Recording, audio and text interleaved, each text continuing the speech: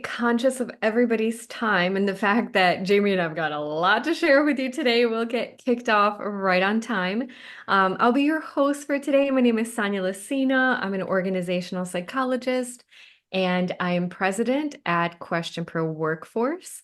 What that means is I am employee experience, culture, all things when it comes to employees. Just absolutely obsessed with it. So, it's a pleasure to be here with you today. I'll talk a little bit just about who Question Pro is and why we're hosting this webinar, and then I'll turn it over to Jamie for introduction. So, Question Pro, we are a company that has been around for nearly 20 years. Next year, we're going to have our 20-year anniversary. I know, right, Jamie? Time flies. Jamie's known us forever. We are a global organization. We have about 350 employees, and we focus on three different pillars when it comes to research and surveys. As I mentioned, I lead our workforce business unit. So everything related to employee experience. We also focus on customer experience and on general surveys and market research. And the reason why Jamie's here today is he knows our CEO really well. They've been friends for a long time. And not just that, but also business partners. So Jamie is one of the top experts when it comes to organizational culture. And some years ago, he and a couple of his partners came up with this really incredible culture assessment that actually Question Pro powers. And so if you are joining and you are a Question Pro customer already, you have that access to the assessment that Jamie is going to be talking about today that's all about culture. And if you're not and you want to learn more about it, please let us know. But so Jamie and I and his partner Maddie, who are both co-founders of a company called Propel, have really been friends of the house for a long time. If you know us, and I say Maddie Grant, you know that she is my Empowering Workplaces co-host. We've done a lot of work with her, a lot of work with Jamie. So we just, whenever we have an opportunity to get together and share best practices, share our knowledge about what's going on, we grab it. And so today we're going to be talking about AI and culture because everybody's talking about AI and it's this huge thing. I think all of us, well, if you're on this call, you're definitely trying to conquer it and get better at it. And we're all trying to figure it out at the same time because there's not necessarily like a clear playbook or one size fits all, but there are a lot of learnings. And as much as possible, all of us are trying to help each other. Like, how do we get there? How do we get most out of it? So, Jamie, thank you so much for joining me today. I've absolutely loved preparing for this webinar with you. I feel like I've learned so much already, and I'm just really excited to share all of that knowledge with our guests. So, without further ado, if you don't mind, please tell us a little bit about yourself, Propel, and then we'll jump into the content. Sure, sure. No, I'm excited to be here. It sort of hadn't occurred to me. I don't know why the sort of how long our history is with Question Pro and Mm. how again I don't even know how long we've known Vivek but it predated the assessment, right? So it's been a really long relationship, both personal and business. So I think that's kind of Yeah. cool. Yeah, for anyone who doesn't know me, you already did a pretty good introduction. I've been consulting for 25 years now. I don't like saying that anymore. I actually started my career in the field of international conflict resolution. So I got my master's degree in conflict resolution 30 No years ago way. and did a lot of work on the island of Cyprus, where the Greek Cypriots and Turkish Cypriots haven't been getting along for the last few hundred years. And I enjoyed doing that work. It was a very small field though, and so I ended up transitioning into doing organizational work, a lot of organizational conflict work early on. Um, and then it was about 15 years ago that I met Maddie Grant, and then she was actually doing social media consulting at the time, and we started speaking and writing about the stuff that I was doing around organizations and change and the social media consulting, and we realized this is all just about culture. And so we started writing early on about culture, and our first book, Humanize, was about how social media is changing leadership and management. That had a big culture component to it, obviously. Um, And then When Millennials Take Over as our second book, and that book's almost 10 years old now, which is, again, I can't believe how many years has gone by with all this stuff. And that book was a case study book of organizations who are doing it differently. But it also exemplified the cultural aspects. And our third party, your partner who didn't mention, Charlie Judy, who eventually sold our culture assessment to Question Pro, and he was on staff at Yeah. Question Pro for a couple of years. Mhm. He came to us and he said, all right, I want to create we didn't initially call it a culture assessment, but I want to create some tool to measure what it's like to work someplace. And I keep going back to your books. This is the stuff we should be measuring. And so he said, will you help me? And the next thing we knew, we had a company called WorkXO, and we created the assessment, and sort of the rest is history. So since that time, while Maddie and I were integral part of creating the assessment, what we do is consulting, right? Like we use the assessment with our clients to show them the data so that we can then say, all right, well, what are you going to do? What are you going to Yeah. change? How are you going to make things better? How are you going to make yourself more successful? So we call that work culture design. And the assessment has been a great tool for doing that. And it's also been the source of our research in the last 3 years when we were writing the new book, Culture Change Yeah. Easy, which came out earlier this year. And we'll be talking about some of the research that went into that book today as well. So that's me Yeah. in a nutshell. And I'm also extremely happy to be a part of this webinar. And just a quick plug for the book, because we haven't advertised it nearly as much, is that for 5 people who join the webinar, we're going to do a random drawing and you may get a free book from Jamie. So keep an eye out. If you're one of the lucky book winners, it'll be coming your way after the webinar. For the record, it'll be coming your way via Amazon. Okay, so that's just going to be the easiest way. Don't check the mailbox, check the email. All right, well, you ready to kick off?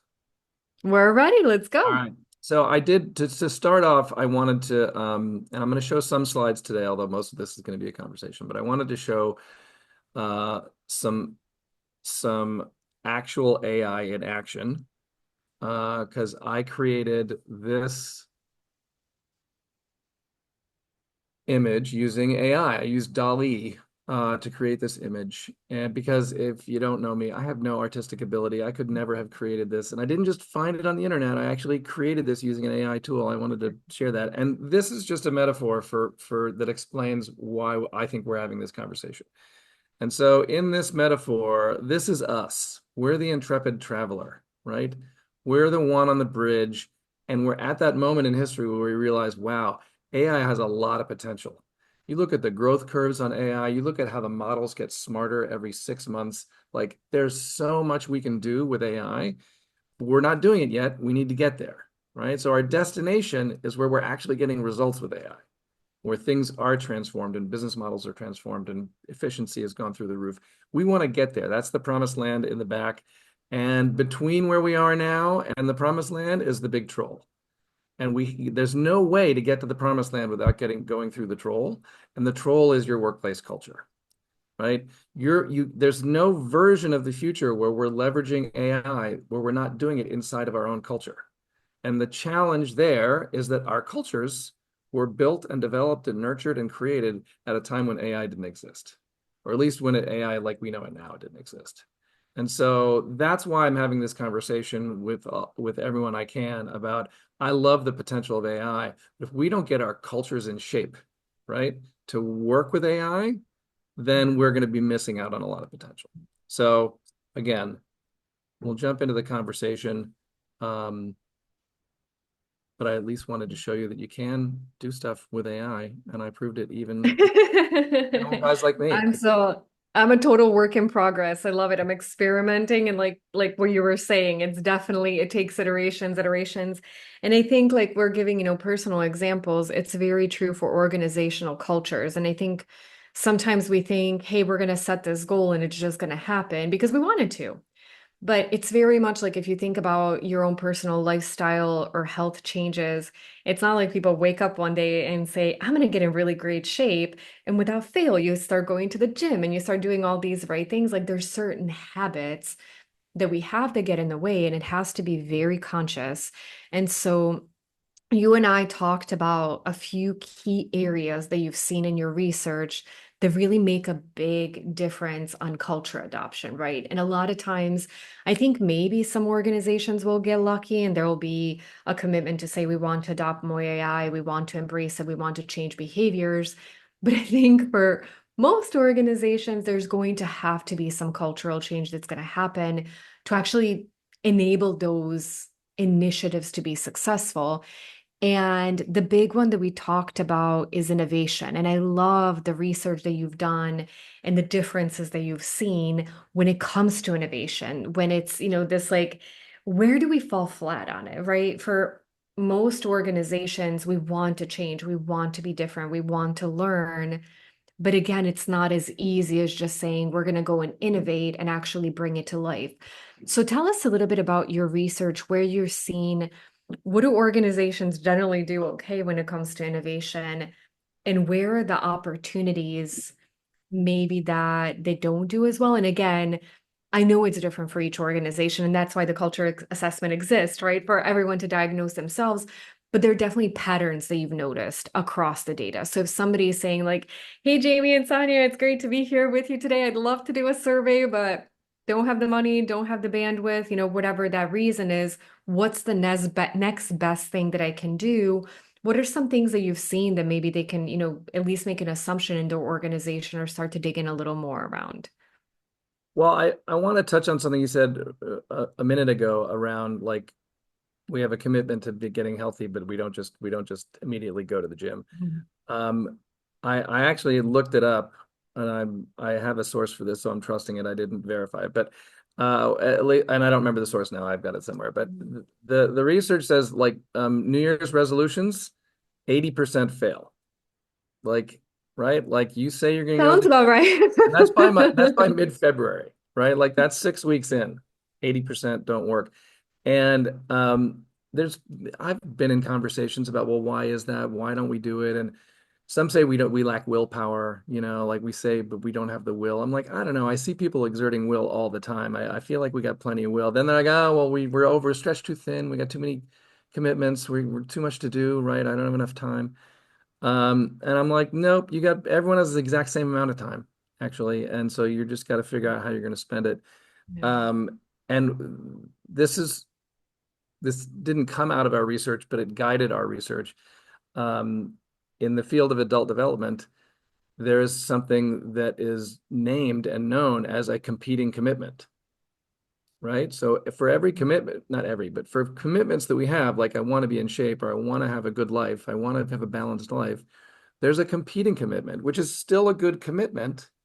But if you push too hard on the competing one, it causes you to behave in ways that make you not meet your first one, right? Yeah. Work-life balance is the classic thing, right? If you push too hard on work, you start behaving in ways that you're getting out of shape, you're stressed, you're not sleeping, you're drinking too much. You know what I mean? Like those are behaviors that keep you from getting the life you want, Yeah. but they're driven by this competing commitment. And you don't want to get rid of the competing commitment, but you still want it A because lot it of times you works, just can. you It's not know, the one or no one. Like but it's got to be there.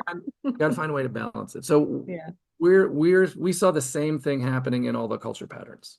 So Yeah. around innovation, um, we call the pattern incomplete innovation. Okay, so at a high level in cultures and the data, I'll pull up some data, show you this in a minute, but the things that we value about innovation are the concepts. We Mhm. value creativity. We value thinking about the future and not just relying on what happened in the past, right? We value doing inspirational work. Like you can't do successful innovation if you don't care about those things, right? Those are good. What we don't value as much are the practices of innovation, Mhm. right? Like experimentation. Is it okay to fail, right? Risk taking, appropriate risk taking. Do we do that? Yeah. Beta testing. Do we take things that are unfinished and show them to customers or members and say, give us some feedback on this? And the Yeah. answer there is like, nah, not so much. Like we do it a little, but it's not, oh, I don't want to show them something that's not perfect, Yeah. like, right? And that creates incomplete innovation. You never get all the innovation you need if you're just talking the talk, but you're not walking the walk. And that actually is driven by one of these competing commitments, where it was we're committed to creating new value. Like almost every organization that I run into, they're like, we got to create new value.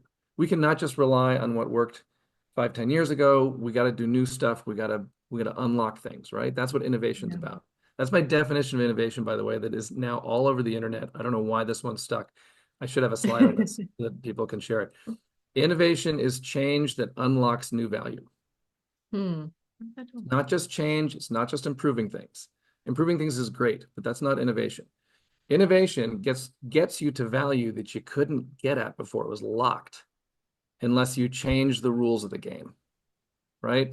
Like Uber didn't win by buying cars and hiring drivers. Right? That's what Yeah. taxis and limousines did. They didn't compete on those terms. They had to use the app and your phone and personally owned vehicles. So all those were innovations because it Mhm. got them to this value that was sitting there the whole time that anyone could have taken, but they couldn't, right? So we want that, and people are committed to sort of unlocking value. The competing commitment that we don't realize we push too hard on is we are committed to being right all the time.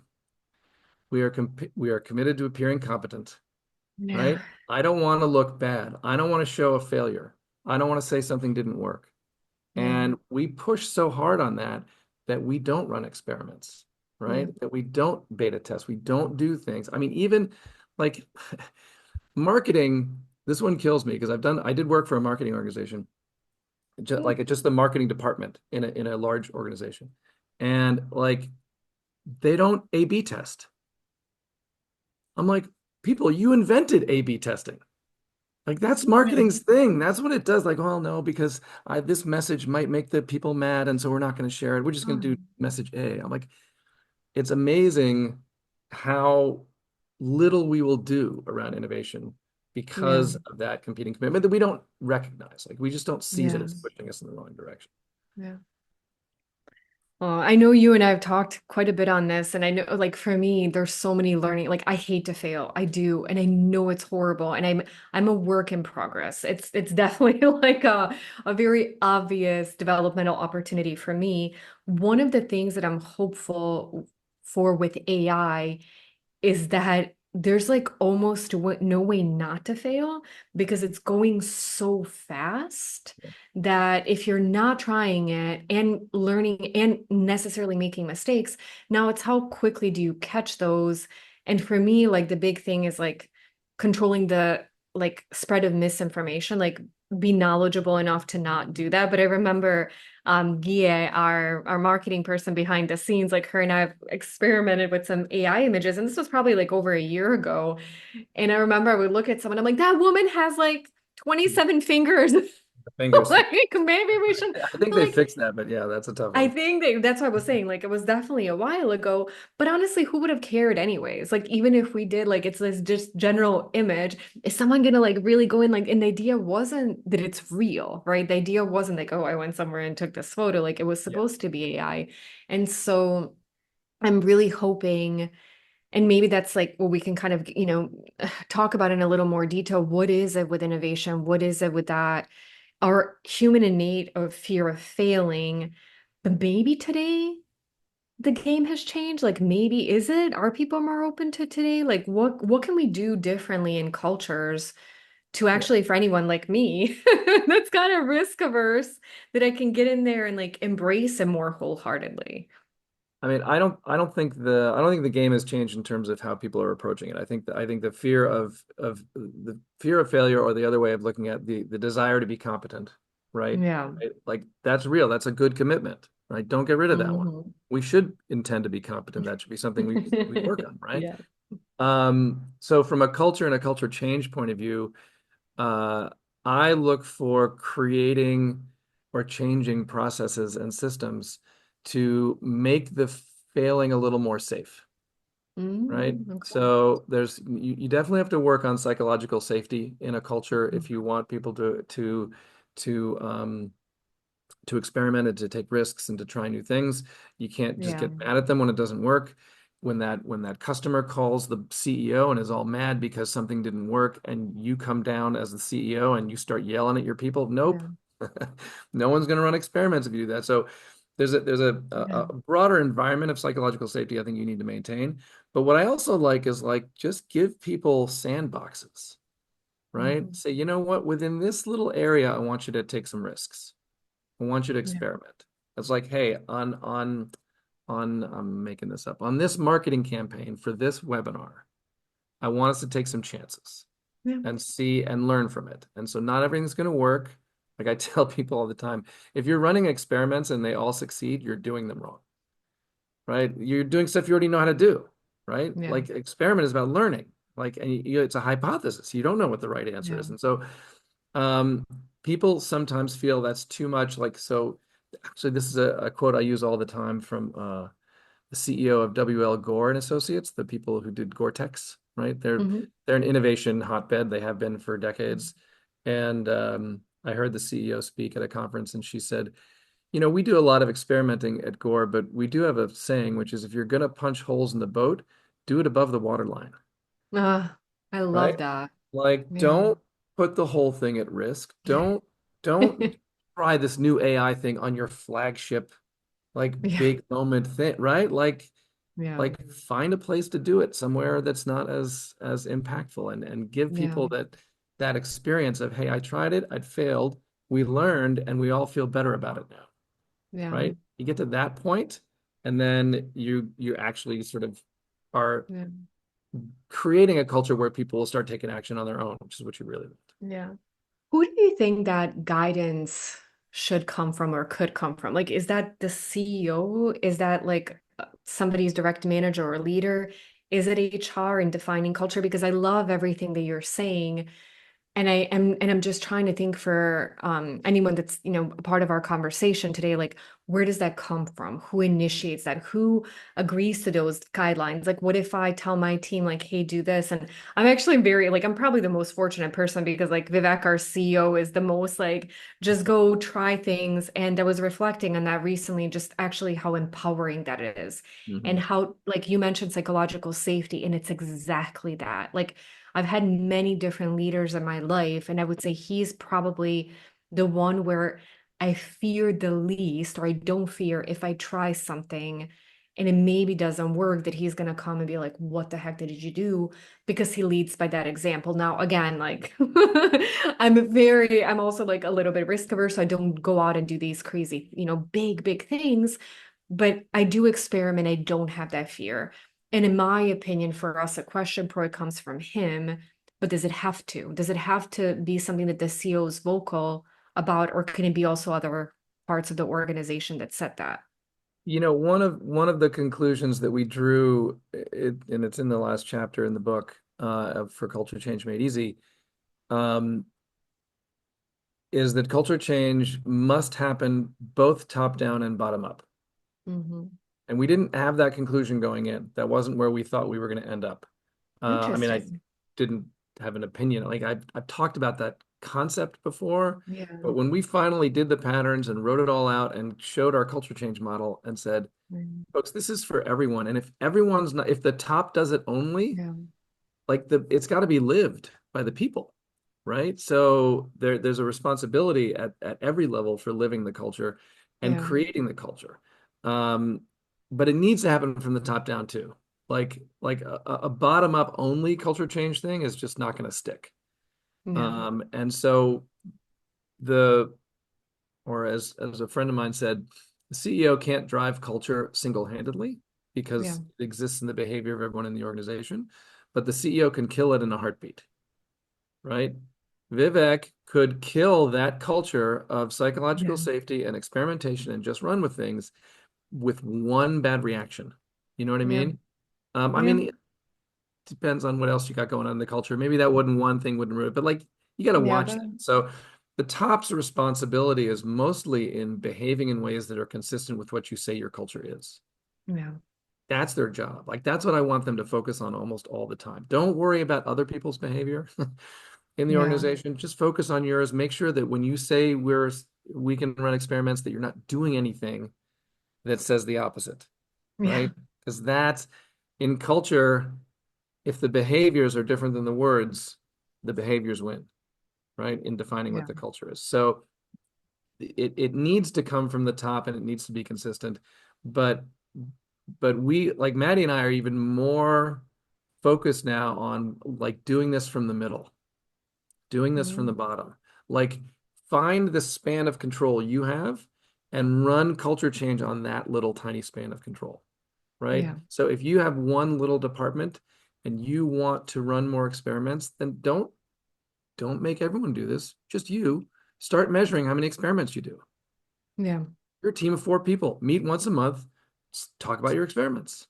Like that's our culture change model, that's a process change, right? We didn't used to Yeah. have an experiment meeting once a month. Now we do. That's a Yeah. new process. Simple Mm. process, does not change the game entirely, but I would bet if you weren't running a lot of experiments before and you started having this conversation every month, I think in a few months you're going to be running more experiments, Yeah. right? That's what culture change is. You just changed people's behaviors by changing a process. Or Yeah. even for a top-down initiative, I recommend people just measure experiments. Just put a Yeah. number up there from every department. Because if someone's posting zeros, someone's going to come talk to them, right? Yeah. So like, No, it makes it a lot more transparent. we're Absolutely. we're not being tongue in cheek with culture change made easy because everyone's like, oh, culture change is really hard. Okay, it's effort, right? Yeah. You don't change culture like without trying. So it's not easy in the sense of it's easy for me to sit on the couch and watch TV. Uh, but it's not hard. It is not hard to do. It is, and you already know how to do it. You know how to change processes. You know how to use technology in a new way, right? This is Yeah. what kills us. It's like you can do this, and if you're in the middle or towards the bottom of an organization, and you're like, yeah, but the leaders don't get it. Like I hear that all the time. Yeah. Interestingly, when I talk to the leaders, you know what they say? The staff doesn't like the It's people don't always get it. someone else. It's not. Anyway, they may not get it. Um, but we mentioned this in When Millennials Take Over. Like, just do it. Yeah. Just like proceed until apprehended. Just do it differently, but measure the success you're getting when you're doing it. Yeah. Because I think leaders do listen to results, right? So that's like this one. I'm really passionate about the fact that this belongs to everyone, and Yeah. and the more that all of your staff start engaged in intentionally shaping a culture to drive success, the better things are going to be. Mm. Let's shift gears a little bit to agility. So that was the other area that we wanted to touch on. So I think that's like the word agile. I don't know what year it was the word of the year for, but it's something a lot of us continue to talk about. And I think that, based on our conversations, it could be a significant roadblock in the organization. So when you talk about agility, what have you looked at and what are some things that have come up as opportunities for organizations to do better? Yeah, I'll show you the data on this one because I didn't, and Yeah. I can talk about the innovation one too, but let me pull this up. Um, I can't really multitask in case you're And wondering. if there's anything you want to share with innovation before we switch to agility, let's absolutely go for I'll it. come back to it. I had innovation first, but I'll jump to agility. The pattern around agility we call heavy agility, as it says on the slide, Hmm. which is we're good at moving forward, called forward action. Where that's valued in a culture. We need to be quick. We need to move. We need to be fast. We need to be high quality. Where we struggle, there's always one where we excel and one where we struggle. Where we struggle is with what we call effective action. And that means particularly the two at the bottom, these eight things on the right called building blocks. These are eight individual measures of agility that we measure in the culture assessment, right? Um, Quality management is we can maintain quality while still moving quickly. 3.8 on a 5-point scale means that's very present in the culture. Doesn't mean Hmm. it's not about good or bad. It's just, is it there or is it not there? Um, Managing change is like embracing change at a high level. Those two score relatively high. Actually, interestingly, also, of the eight things we measure, agility is one of them. This is the lowest scoring. It's the most traditional. So most organizations, I think, struggle with agility in general, Interesting. which I think is an issue for AI. The part where we really Hmm. is the bottom, efficiency and changing directions. Those two, and I always get mixed up which is which, but it doesn't really matter. One of them is Uh, do we fix things that are broken? When something is broken, we can fix it with ease. That's the actual rating Mhm. statement in the assessment. And when people give that a 3.2 or a 3.3, they're like, nope, we cannot fix stuff. We deal with broken stuff all the time. We're dealing with things that don't work and we have to do end runs, and I have to go call Bob because Bob's the only one who knows how to get the report out of the database system. You know what I mean? Like, we don't fix things. And Yeah. the fixing things is one thing. The other thing we don't do well is stopping things that are no longer adding value. We continue to do things because it's the way we've always done them or whatever, even if they don't add value, and we just hang on to it. So we call this heavy agility because we are really working hard to move fast and turn on the dime, but it's like we've got weights around our ankles, right? Because we are not dealing with the stuff that's broken or the stuff that we shouldn't be doing anymore. We just drag that along with us. Okay. And so we are we are not completely not agile, right? But it's really slow. It creates a lot of drag. Yeah. And like for AI, like the two places that I sort of look to on this, one is just data, right? Every organization is sitting on a ton of data, and AI needs that data, right? That's AI lives and breathes on data. That's what it does, right? Yeah. Like the more data you give it, the better AI is. Cool. It's just that none of our systems talk to each other, Yeah. right? Because we built them 10, 15 years ago and then we upgraded and now we can't get out of that one. And then this isn't working here. So we have this other system that we do on the side, but this system doesn't talk to this system. Like that's tolerating inefficiency and not being able to change directions, not getting rid of stuff, not changing things. And it sets you up for failure for AI because we need this stuff to work better than it does. Yeah. The other place I see agility really hurting AI is it's a little bit related to the experimentation piece and innovation, but you'll hit a point where it's like, hey, we can do this new thing with AI, and you're like, yeah, but our customers are used to getting it like this, so we're going to default to our legacy systems and our legacy deliveries, right? Like, because we know that, and it's still there because we didn't get rid of it. That tendency is just gonna it's just going to prevent us from moving forward in AI when we otherwise would have, right? And it's those Yeah. choice points where we're like, can we go in an AI direction with this? Like, no, let's just do it this way because we have it already. That's where I see the biggest. The innovation one, just from a data point of view, this was actually the first pattern that we ever spotted in the data. Um, the concepts piece, do we focus on the future? Yes. Do we do inspirational things? Yes. Can people be creative in their jobs? Yes. Those are all high threes. Those are very present in the culture.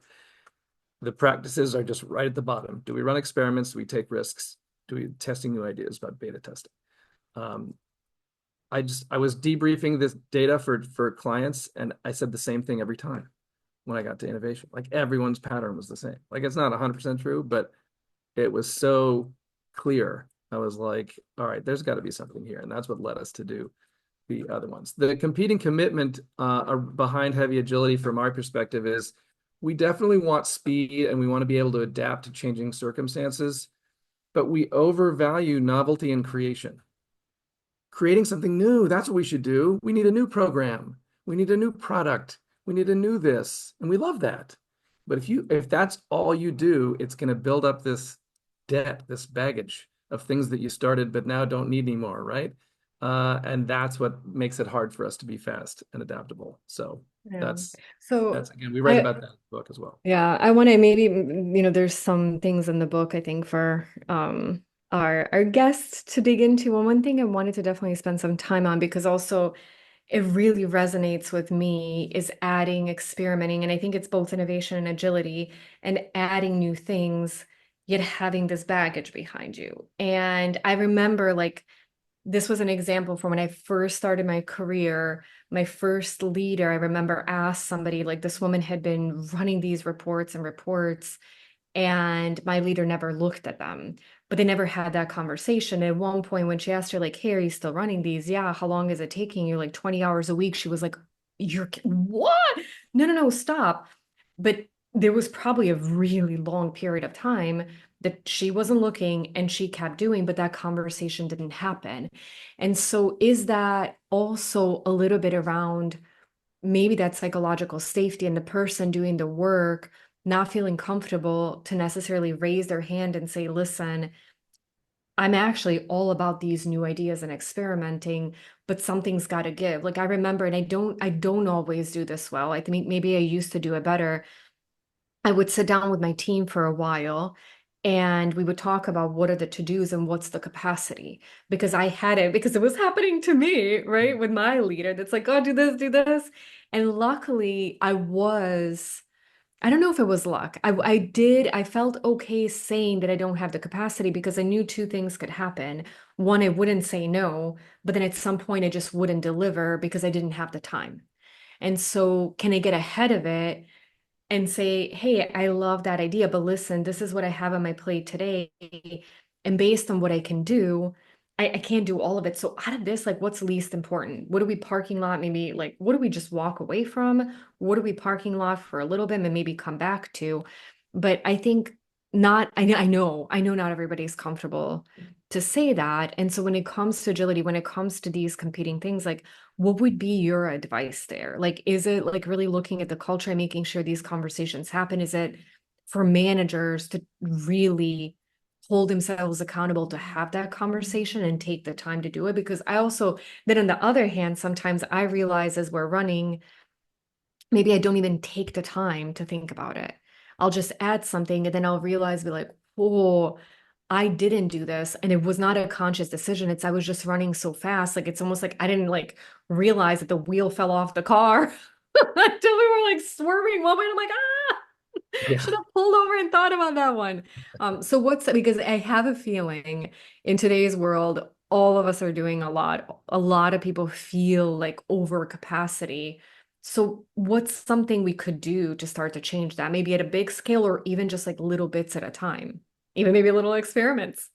Yeah, no, I think the psychological safety piece comes in there. I don't think it's the only driver Yeah. of those conversations not happening. And I Yeah. think where I've when we address this in our case study around agility in the book, um, but data becomes really important.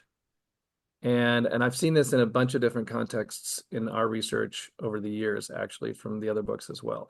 Like systems and processes where everybody can see what everybody's doing and Mm, measure their output and their activity and whatever else needs to be measured and making that visible to everyone. It's actually a part of the mm, transparency pattern is this making things visible to people changes those conversations. So there was yeah. in When Millennials Take Over, there was a case study. There's a software company called Menlo Innovations, and they're only about 50 people, so this is not necessarily a scalable solution, but um, they're software coders and they're all working in one room. They don't have offices, and their project management system is tape and paper and yarn and sticky dots on the wall. Like they're software people. They don't use Monday.com. Like, come on. But literally all the tasks for each, they work in pairs. For each pair, 40 hours of tasks are up on the wall. And they put dots based on whether they're stuck or whether they're done or whatever it is. And everyone in the room can see that. And so everyone in the room makes their own decision about when to stop their own work and when to go help someone else. And again, that not necessarily solves the sort of overworked thing. And that's one context. It's not like a best practice because it's unique to them. But the I've seen this in other areas, like constantly being aware, like even Maddie and me, we're two people running this company. We're pretty good at putting our weekly top tasks down so we each can see. And we have four priorities that we're working on this quarter, and we're watching our weekly top tasks. And if we go through a few weeks and neither of us get our weekly top tasks done, we know something's wrong. And we have to shift what we're doing, right? So that's two people. Also, that although that one is scalable. And so getting more sophisticated and rigorous about data so that it's not like I have to have the courage to bring it up, where you're like, should I bring it up? Like it's already brought up because it's in the data. Yeah. You Again, not that the psychological safety stuff doesn't also apply to those conversations, but I think the data piece is where we're Yeah. missing. We're not really Yeah. good at measuring not even productivity, but measuring the right things to know when we're moving in the wrong direction. You know what I Yeah. mean? But I do hear around innovation, uh, nobody has time for it. Like everybody is spread too thin, and this is a comment I've made about organizations across industries. I think we're all running too lean. Uh, Mm-hmm. I mean, I think we can choose to run lean, but if you choose to run hyper lean, you're choosing not to innovate, right? Yeah. Because people will be doing what they're required to do and what they need to do to succeed based on the rules you've already established. Cool. Yeah. You can run out like that. If you want innovation, you're going to have to free up some space. AI, Mm-hmm. I think, is great for that actually, because this is one of our chairman of our parent company laid out a real simple model for me that we're trying to apply in our context, which is okay, right now, go use whatever AI tools you can to help you do what you already do better, faster, cheaper, right? And then use the time and money you save to do the deeper experiments on the business model or something that will have a bigger impact. And so there's actually, I think, potential for AI to help, though. Although, again, with my story about the graphics, like, okay, it took me like 3 hours to do that, I'll admit. So the efficiencies don't kick in until you get good at it, but Yeah. there is potential. What would be some of your ideas? Because I think I always say like I'm a work in progress for everything. And AI again is something that I'm trying to learn. Sometimes like I'll try to figure it out myself. Other times I'll ask my team, like, could you use AI for this? And sometimes it happens because like I don't, I mean, I guess I could, I was gonna say I could Google it. I could ask ChatGPT, I could ask someone, what do I do? But I think for a lot of us, as we're starting to make it something that's more innate. Like when your leader said, "Hey, go like see what you can do with AI," like what'd you do? Were you like, could I? Like, did you phone a friend? Did you talk to Maddie? Did you like search the internet? Because I think there's a lot of that. Like, I do rely on my team quite a bit because they have different levels of AI savvy. And so I'll ask them. And sometimes because they know it's my developmental opportunity, they'll proactively tell me, I'm like, thank you. But it's still not totally natural to me. Like there's still more things that I can automate. There's still things where I'm like, oh, I need to do this myself, but like I really don't. But I just like I haven't taken what you did, maybe that time to like do it once, do it twice, and then gain efficiencies because I'm like, oh my God, 3 hours right now? Like I don't have the 3 hours. Like I know I should, but I feel like I don't have it. So what's some of your advice around like for anyone, if I'm not alone on this call thinking that if there's other other No, it's folks that are just like, you. it's It's just you, true. Sonia. You know? And Well, you then we can have an struggles. offline conversation. Could be a No. one-on-one coaching session. The I well, answer number one for me is education. Okay, there are courses out there that will teach you how to prompt, and I think everyone Mm, should take that course. There are simple things. I think I mentioned this in our prep calls for this, but uh, Matt, it's not fair. Maddie and I happen to have access to another one of the family companies that is an AI shop. Okay, so I can go call Thomas and get his advice on this stuff anytime, which is a little unfair. But he also offers courses on this. And one of my favorite things about just basic chat GPT prompting is giving it the instruction, think through this step by step. Mhm. Okay, because you're gonna say, hey, here's the problem, here's what I need solved. What do I do? And it'll Yeah. give stuff, and it's like that seems off. That's like missing something. And but if you stay before you give it the detailed instructions, say, I want you to think through this step by step, and breaking it down into what is the first conclusion we need to draw or insight we need to pull out, then take that and do the next one, making it iterative as opposed to write me the novel, right? Yeah. Like it just is more effective when you do that. Like he Yeah. actually gave an example of where you give it a very simple math problem, like you have 5 apples and you give two away, and someone gives you four. How many apples do you have? It gets it wrong because it just sees 5 and 4 and says 9. You know what I mean? But if you say think through it step by step and give the exact same prompt, Yeah. it says, oh, well, you only have six or Yeah. whatever. Right. So I didn't know that until I learned that from him. And now I apply that. And I'm getting better at my Yeah. prompting in the tools to get sort of results. Honestly, what I haven't achieved is the true automation of it. It's Yeah. still me going in and ask those questions. How do I make this happen automatically? I'm not there yet, but I also think there's going to be education out there that'll get me. So find the courses that will teach you the basics on this. Um, and then again, be disciplined. This is another thing that our parent company said to all the companies in the family. This is 2 years ago. Um, I want everyone to run 4 experiments a quarter with AI.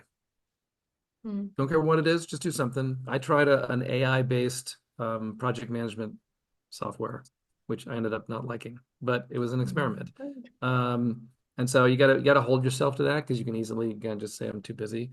Yeah. Um, but my perspective on this as an individual is I like this part of the conversation. Think back to whenever it was for me. This would have been 1985 when I got my first Macintosh computer. When I went to college, my dad bought me a Macintosh 512K.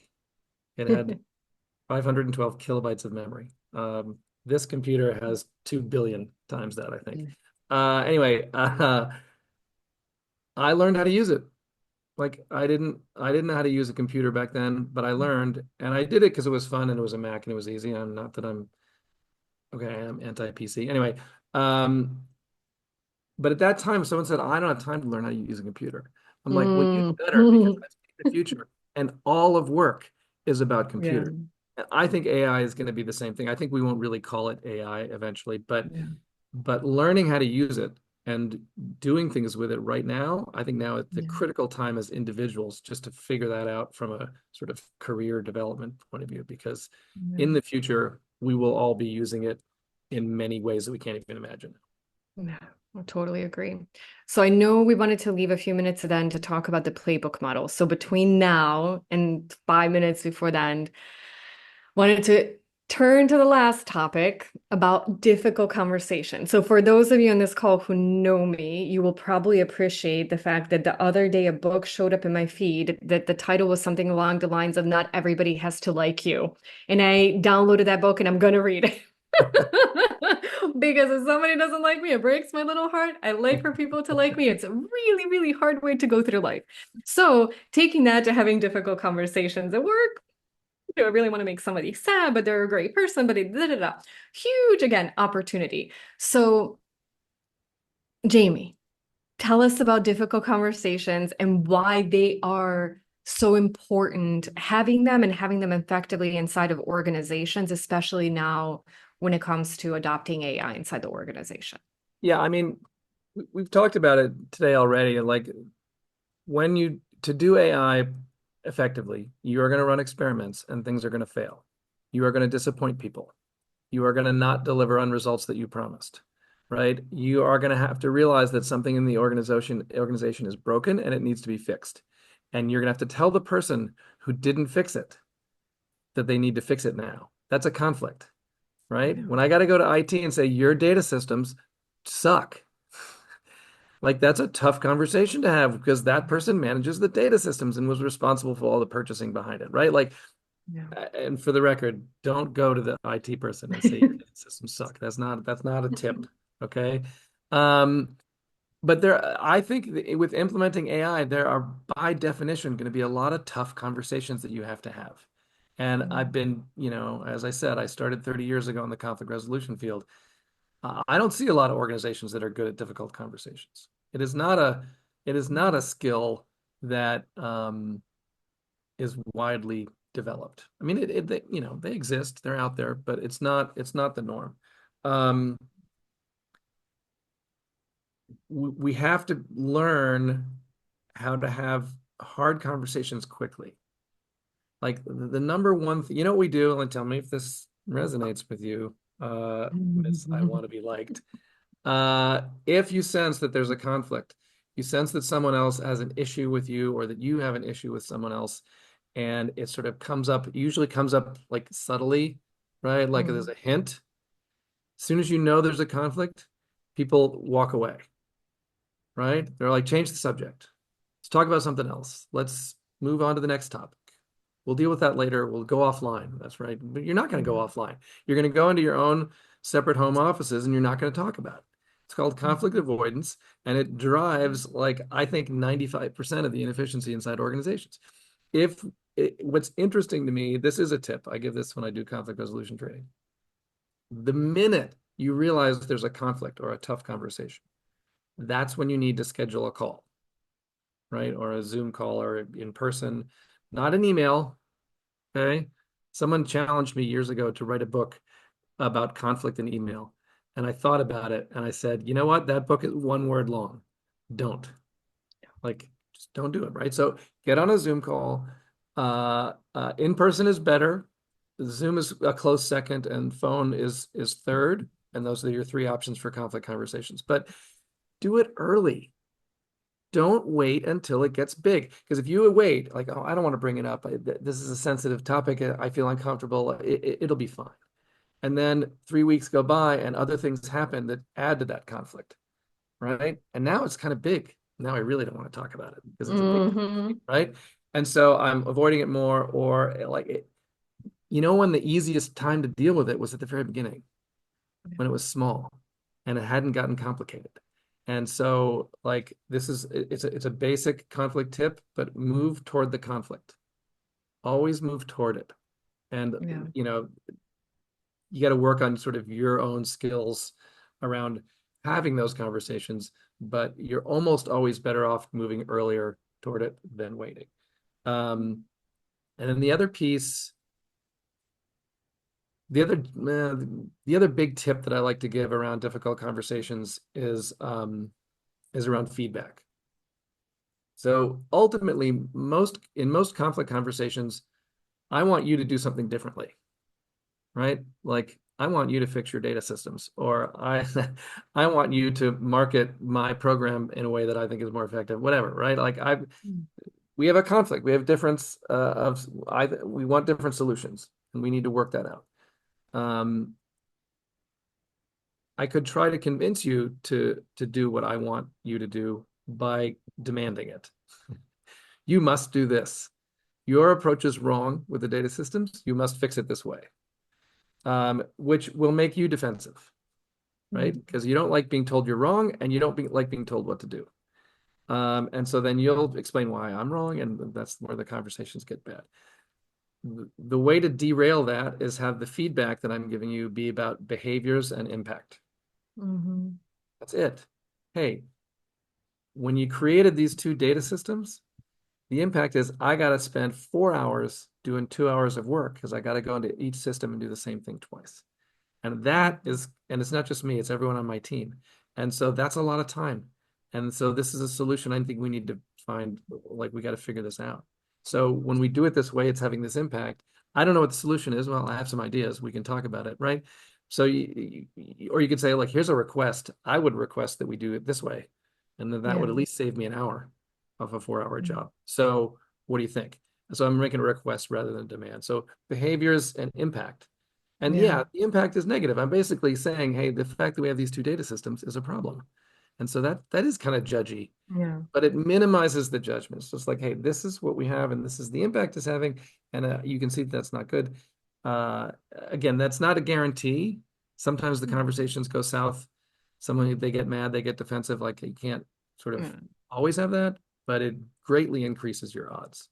And Yeah. I And think, you can avoid it at the fear that maybe like it won't go like you have to approach it in the best possible way. You can't control the person, the way the person's gonna react, but it's not a reason not to do it because if you don't do it, it will escalate and it will get worse. It's just a matter of time. So it's like kind of you pick your hopefully you address it and it's good. If you address it and the person takes it the wrong way, it's better to fix that than fix whatever chaos it'll create by not addressing it.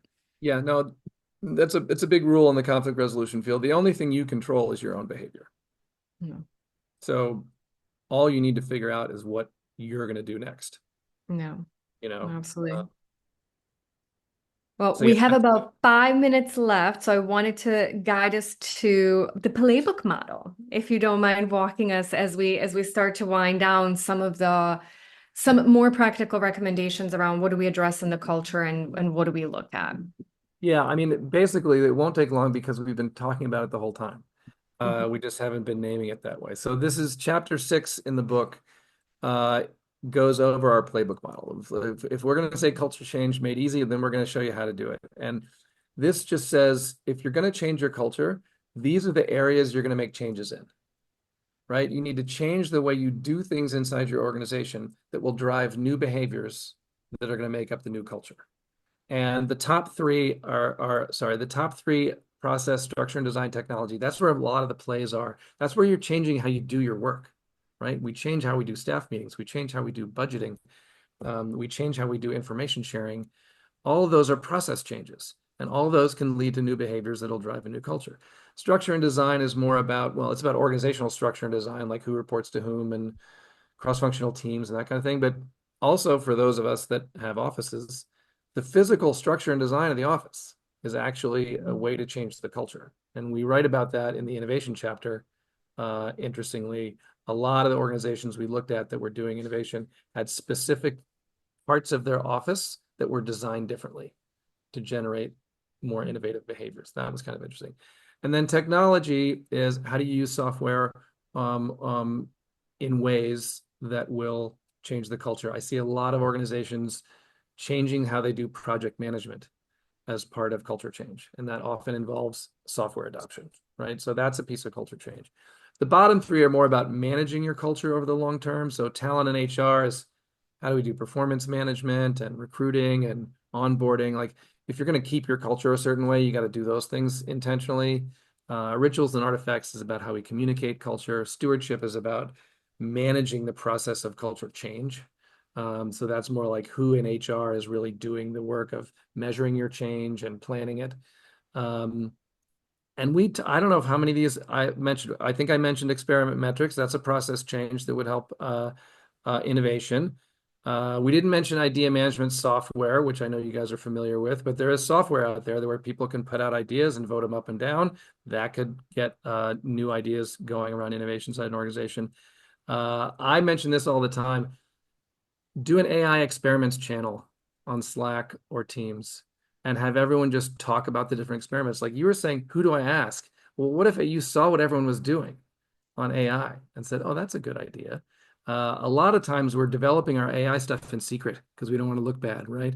And that can be a huge problem. So that's a play. Data unification, I mentioned, if your data is in bad shape, you got to fix it. That's a play, technology play. AI skills training, I mentioned, that's a talent and HR training, a play if it's about training. Conflict resolution training, you want better skills? Get out there. There's like cheap and easy online conflict resolution trainings out there. Just like go do it. You can do this even if you're not in charge. You know what I mean? It's not that expensive. So those are just examples that we already talked about today, but it's based in our, I mean, it's not really like a proprietary model. Like it's pretty common sense, but it's like you need to do things and you need to be intentional about it. The only other thing I'll say about the model, because we're running out of time, when you are doing the culture change, make sure that you have a balance of quick wins and long-term big heavy plays. You always want to be running both at the same time. Because if you don't do the quick wins, nobody sees anything. You need to make it visible. It needs to be conscious. Well, hey, we are doing something. Wow, they're sharing their meeting notes. That's new. Oh, okay, it's part of the culture change. Yeah. If you only do the quick wins, everyone thinks you're just checking a box, right? It's window dressing. So you got to say, yeah, but we're also investing in a total new project management system. And we're also doing this differently. And we're going to restructure. Like you need those big ones too, to show that you're serious about it. So Yeah. anyway, that's enough of me talking. But we No, thank got all you our so topics in. much, Jamie. I love it. I feel like I can't believe I learned so much again today. Like this is, I don't know, our third or fourth conversation we're having around this topic and preparing for the webinar, and I'm still taking notes. There's still new things that are coming up. So thank you so much for joining us. Thank you for sharing the different concepts. Again, for all of you that are on with us, if you are a Question Pro client, the culture assessment is a part of your offering. You can access it. You can access it today. You could have accessed it yesterday. It's in there.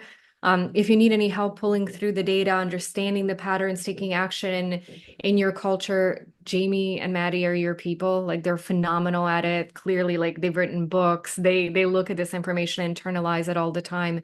So please don't hesitate to reach out to us as you navigate through all of this. Again, we're going to be awarding some books. So keep an eye out if you are one of the lucky winners. And again, thank you everybody for joining us. We'll follow up with an email with the recording, with the information, so you'll have all of that available. Feel free to connect with Jamie and me. We'd love to have you in our network, continue to follow each other's work so we know what you're up to, and we'll continue to share some culture tips and all of our learnings, and our experiments, the good, the learn from, etc. So thank you everybody for joining. Thanks a million again, Jamie, for your incredible partnership and for your time today. And we'll see you and talk with you again soon. All right. Thanks again. See y'all later. Thank you, everyone.